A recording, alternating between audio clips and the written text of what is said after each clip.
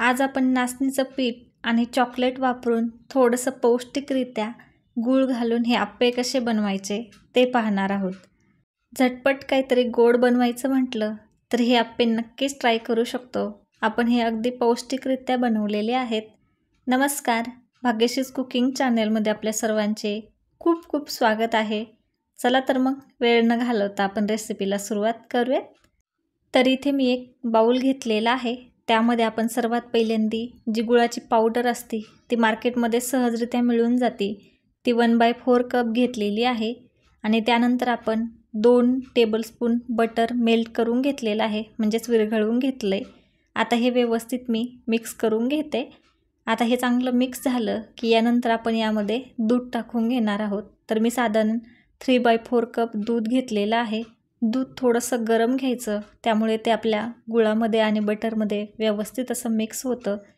जोपर्यंत गूळ दुधामध्ये विरघळत नाही तोपर्यंत आपण हे मिक्स करून घेणार आहोत। तर इथे तुम्ही पाहू शकता मस्त मिक्स झालेलं आहे। यामध्ये आपण 3/4 कप नाचणीचं पीठ टाकून घेत आहोत आणि यानंतर आपल्याला यामध्ये 1/4 कप जे कोको पावडर असते ती टाकून घ्यायची। आता हे चांगलं व्यवस्थित चांगलं एकजीव होईपर्यंत मिक्स करून घ्यायचं आहे।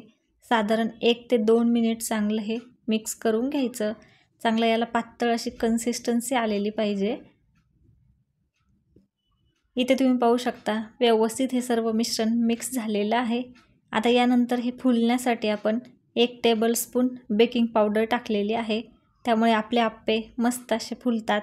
याऐवजी तुम्ही इनोचा पण वापर करू शकता। तर हे व्यवस्थित मी पुन्हा एकदा मिक्स करून घेतले। मस्त आपलं हे बॅटर फुललेलं आहे। आता आपण अप्पे बनवायला सुरुवात करूयात। मी अप्पे पात्र आधीच गरम करायला ठेवलेलं होतं। आता त्याला व्यवस्थित असं तेल लावून घेते, त्यामुळे काय होतं आपले अप्पे खाली चिकटत नाहीत। तर आता या अप्पे पात्रामध्ये आपण बॅटर टाकून घेऊयात। तर आपण यामध्ये थोडेसे चॉकलेट टाकणार आहोत। तर त्यामुळे काय होतं अगदी मस्त असं मॉइस्ट राहतं आपले अप्पे आणि खायला पण तितकेच खमंग लागतात। मी सर्वात पहिल्यांदी हे हाफ असे भरून घेतलेले आहेत आणि त्यानंतर यावरून आपण चॉकलेट टाकून घेऊयात। तर इथे तुम्ही पाहू शकता मी इथे चॉकलेट कंपाऊंडचा वापर केला आहे, याऐवजी तुम्ही कॅडबरीचा पण वापर करू शकता। तर व्यवस्थित मी हे पीसेस याच्यामध्ये टाकून घेतलेले आहेत। त्यामुळे काय होतं खूप मस्त अशी चव लागते आपल्या अप्प्यांना। आणि यावरून मी पुन्हा हे व्यवस्थित असं कव्हर करून घेतलेलं आहे। आपण सर्व अप्प्यामध्ये चॉकलेट टाकून हे मस्त असे बॅटरने कव्हर करून घेतले। आता यावर झाकण ठेवून आपण याला 15 ते 20 मिनिट चांगलं वाफवून घेणार आहोत। तर 15 ते 20 मिनिटांनंतर तुम्ही पाहू शकता वरची साईड व्यवस्थित अशी कोरडी झाली आहे आणि मस्त आपले अप्पे न चिकटता व्यवस्थित असे निघत आहेत।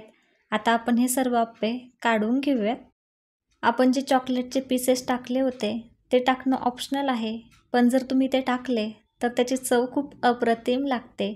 आणि जर नाही टाकले तर आपले अप्पे थोडेसे ड्राय म्हणजे कोरडे होतात, तर खायला पण ते थोडेसे ड्राय लागतात। त्याच्यामुळे जेव्हा तुम्ही बनवताल त्यावेळेस शक्यतो यामध्ये चॉकलेट टाकायची, त्यामुळे आपले अप्पे खमंग असे चवदार लागतात। आपण हे अप्पे असेच खाऊ शकतो किंवा यावरून थोडंसं चॉकलेट सिरप टाकून पण खाऊ शकतो। तर तुम्हाला ही रेसिपी कशी वाटली हे कमेंट करून सांगायला विसरू नका। व्हिडिओ आवडला असेल तर व्हिडिओला लाईक करा, तुमच्या फ्रेंड्स आणि फॅमिलीसोबत शेअर करा। अजूनही चॅनलला सबस्क्राईब केलं नसेल तर नक्की सबस्क्राईब करा।